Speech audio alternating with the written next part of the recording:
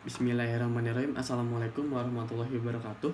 Perkenalkan, nama saya Hanif Noval Arik dengan NIM 430401940. Saya berasal dari YIN Salatiga, jurusan Psikologi Islam, Fakultas Dakwah. Oke. Pada pembahasan kali ini, kita membahas mengenai teknik pemberian nasihat dan informasi dalam konseling. Saya membuat video ini bertujuan untuk menyelesaikan tugas salah satu mata kuliah Micro Counseling kelas 6F yang diampu oleh Bapak Ahmad Saiful Amal, MA. Oke, langsung saja ya. Nah, pada pembahasan pertama, teknik pemberian nasihat. Nah, definisinya ialah secara garis besar, nasihat itu berisikan suatu yang hendaknya dilakukan atau tidak dilakukan oleh seseorang. Jadi ini boleh kita lakukan atau boleh tidak dilakukan saran tersebut. Gitu. Nah, saran atau nasihat hanya diberikan bila mana diminta dan bila mana melalui usaha yang hendaknya didengarkan oleh konselor dengan sebaik-baiknya, sehingga konselor benar-benar telah memahami keadaan klien tersebut. Jadi bisa diberikan setelah konselor itu memahami keadaan klien. Selanjutnya tujuan ini diharap dapat mengembangkan potensi dan mampu mengatasi masalah yang dialami klien itu sendiri, sehingga dia dapat mengatasi dan juga dapat mengembangkan potensi yang ada pada dirinya sendiri, dan itu memperbesar kapasitas dirinya mengenai suatu hal yang dia tekuni juga. Nah, selanjutnya ada jenis-jenis pemberian nasihat. Ada 3. Ada nasihat langsung, direct advice. Yang kedua ada nasihat persuasif advice. Yang ketiga ada nasihat alternatif advice. Nah, nasihat langsung yang diberikan oleh konselor bila mana konselor tidak mengetahui sama sekali kehendak yang akan dia lakukan. Itu. Lalu yang kedua ada nasihat persuasif, diberikan bila mana konselor sudah mengetahui alasan-alasan logis atas kehendak dia atau rencana dia ke depannya.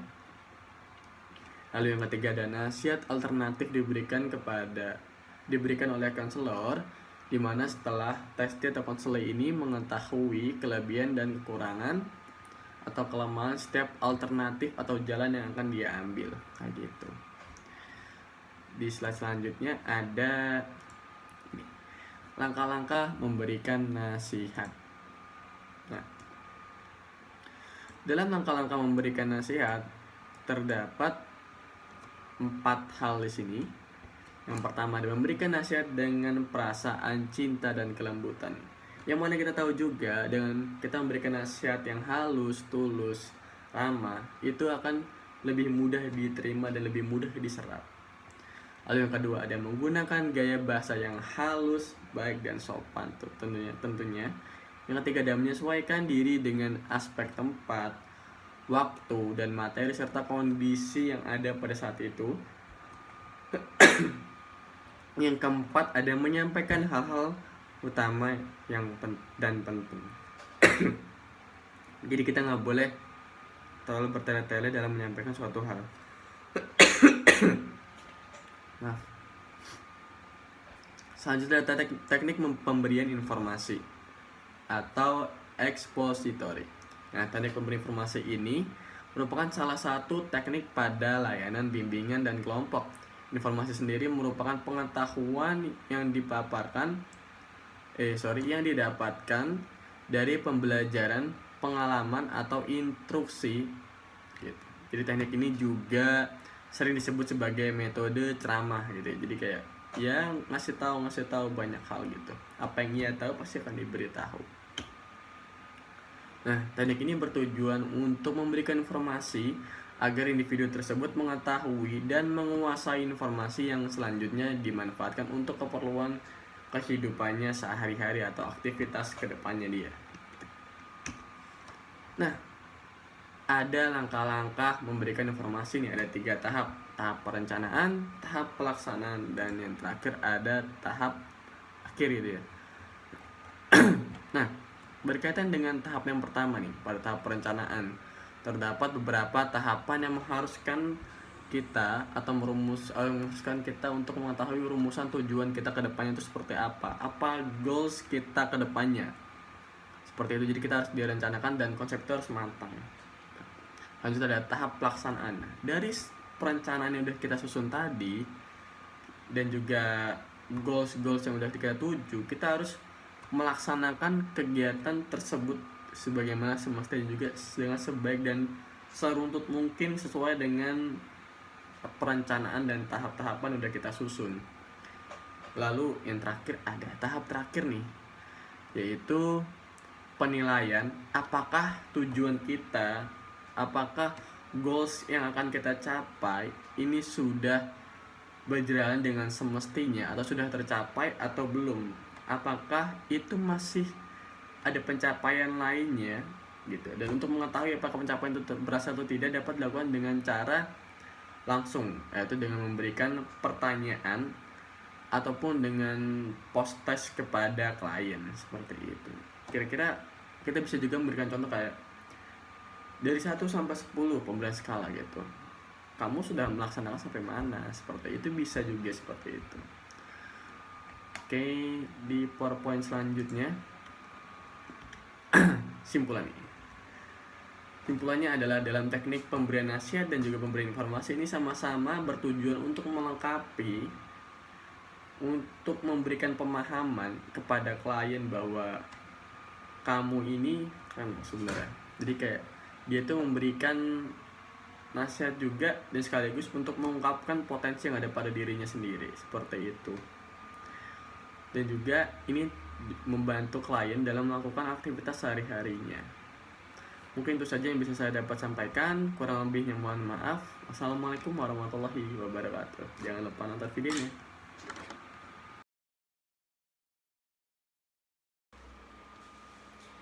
Oke, gimana sekarang kabarmu, Teh? Alhamdulillah bang, gue baik. Oke, kalau keadaan di kampus gimana? Nah di kampus tuh lumayan baik. Lumayan baik ya.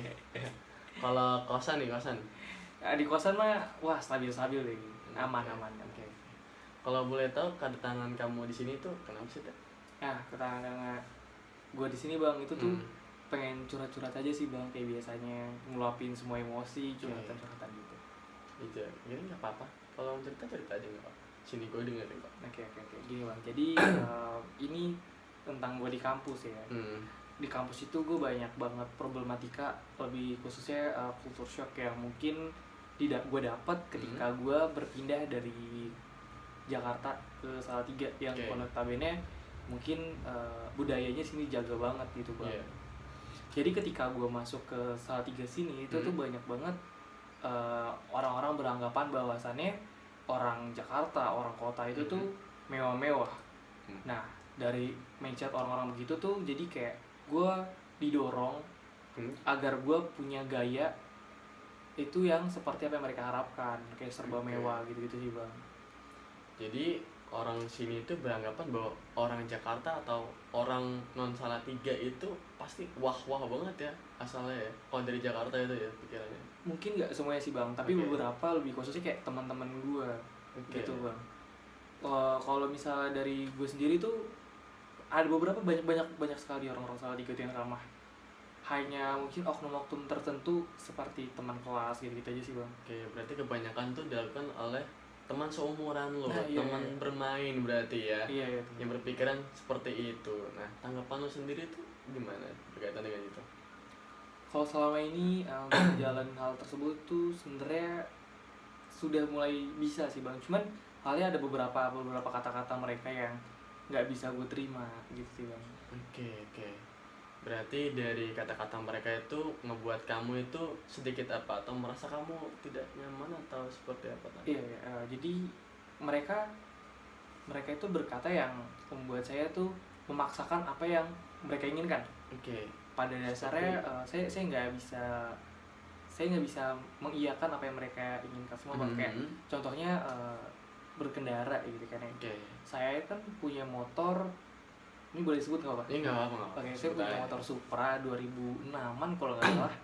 Nah itu kan bisa dibilang zaman sekarang tuh udah nggak banget ya. Sekarang zamannya Matic, motor-motor gede gitu kan. Nah yang mereka harapkanku dari sana mereka berpikir kalau seandainya saya tuh punya motor-motor mewah, motor wah gede gitu pokoknya yang bisa dia bawa kemana-mana, diajak mudik. Nah semenjak itu tuh mereka kayak entah beberapa ada yang mau berteman sama saya, ada yang bermain enggak gitu sih Kak. Kalau masalah berkaitan dengan teman nih, berkaitan dengan hal yang udah kamu ceritain tadi, kamu merasa culture shock dan juga opini orang atau seumuran teman bermain kamu, bergani kamu kan seperti itu ya. Konotasinya terkesan negatif ya. Iya. Nah itu kamu masih bingung gak sih kira-kira untuk saat ini?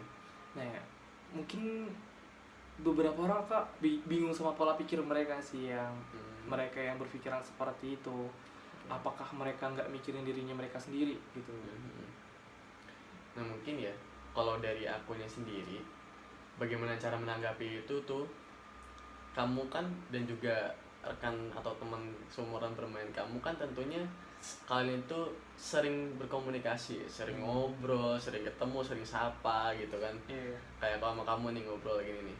Nah mungkin kamu bisa lebih menggambarkan atau lebih tidak mendengarkan apa opini mereka gitu, apa omongan mereka gitu, tapi kamu di sini bermainnya itu kayak oh ya udah, mungkin kalau teman bermain ya sama si A, tapi kalau kamu ketika kamu fokus dalam pribadi pengembangan diri kamu, mungkin kamu bakal sama si B gitu. Jadi kamu jangan terlalu mengiyakan opini mereka gitu.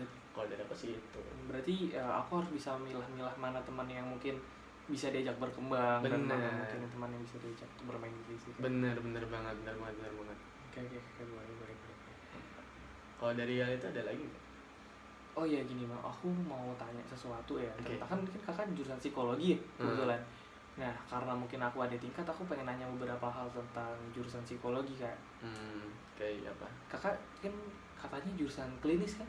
Bener. Nah di klinis itu tuh, itu kalau boleh tahu prospek kerjanya tuh gimana ya kayak?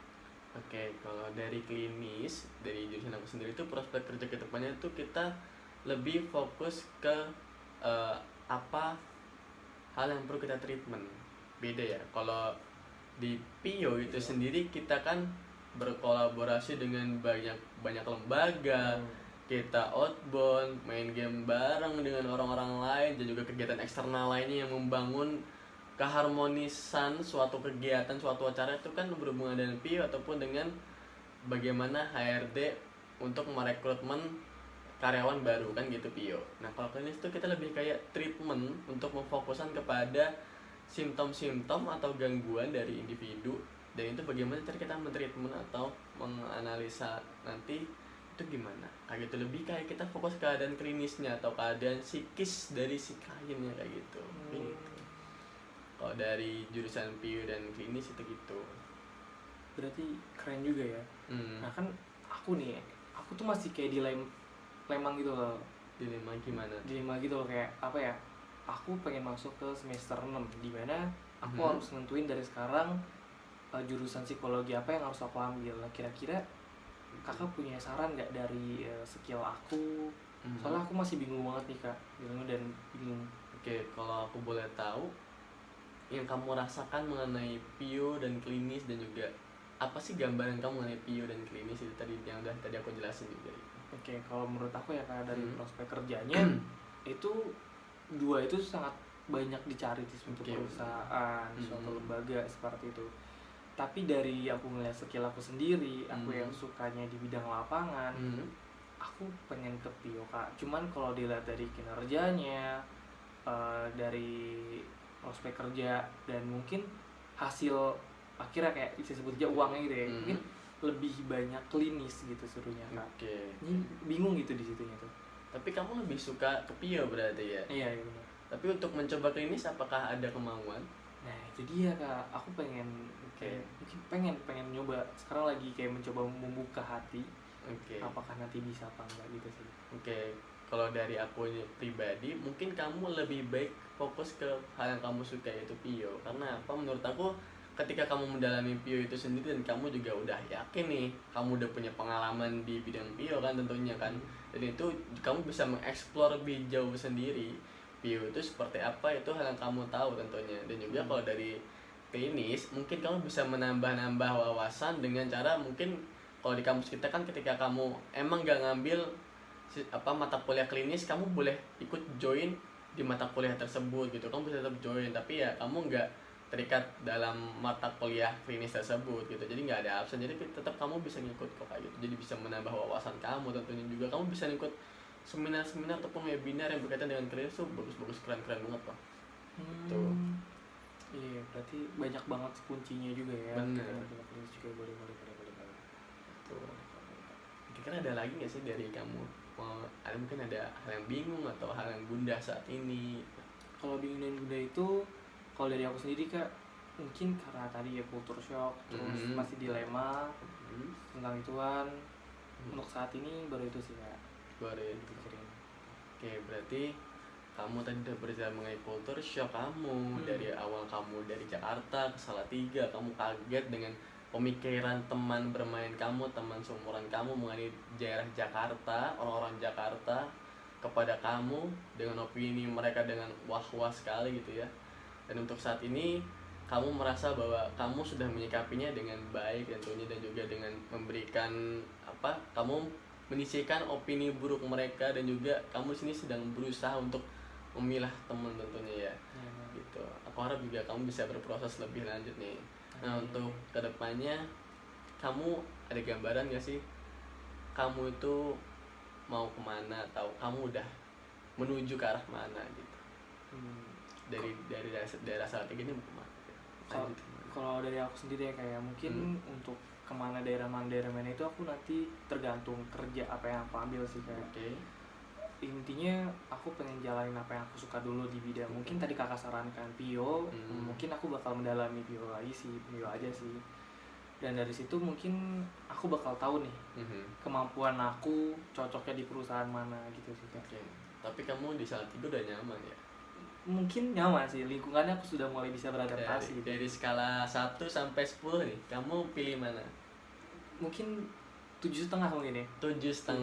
Oke, berarti sudah ada rasa kenyamanan ya. Iya, gitu ya.